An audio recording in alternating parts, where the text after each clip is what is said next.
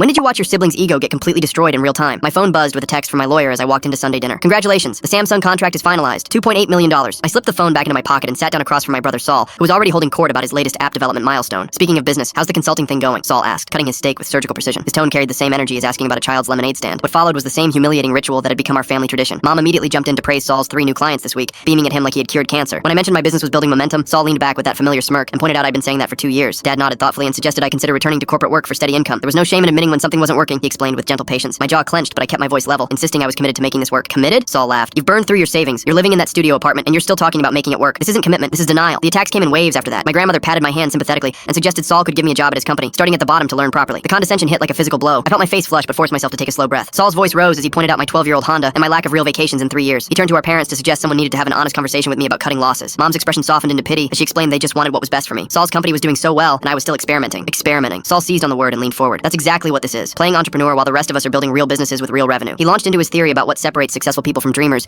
explaining that successful people know when to quit the fantasy. I stared at my untouched plate, feeling the familiar burn of shame mixed with rage. Every family gathering had become the same performance where Saul got to be the business genius while I got treated like a cautionary tale. When I quietly said I wasn't giving up, Saul shot back that persistence wasn't always a virtue. Sometimes it was just stubbornness. I was 32 years old and couldn't keep pretending I would stumble into some big break. Dad cleared his throat and reminded me they'd supported my dream, but Saul had a point about being realistic. The word realistic hung in the air like a verdict. I looked around the table at faces mixed with pity and frustration, all convinced they were witnessing my slow-motion failure. Saul delivered his final blow about my wasted potential. I was smart and hardworking, but I was throwing it away on fantasy instead of building something real. He'd offered to help me network and introduce me to people who could give me actual opportunities, but I was too proud to accept help. I don't need help, I said quietly. Saul explained that everyone needs help, that business was about connections and partnerships. I couldn't just will my way to success with good intentions. That's when I decided they'd heard enough. I pulled out my phone and placed it on the table. The screen showed my lawyer's text message with the Samsung contract details still visible. You're right about connections, I said calmly. That's how I landed the exclusive software licensing deal with Samsung for the AI interface I've been developing. The table went silent. Saul's fork stopped halfway to his mouth. $2.8 million. The contract was finalized this afternoon. Saul's face drained of color as he stared at the phone screen. Mom's hand flew to her mouth. Dad's wine glass froze in midair. I stood up slowly and explained that the studio apartment was my development space, and the old Honda meant I didn't need to impress anyone with car payments when I was reinvesting everything into R&D. Saul's confident posture crumbled as he stammered that I'd never said anything about Samsung. He never asked about my actual work. He just assumed I was failing. The silence stretched until Mom whispered about the $2.8 million.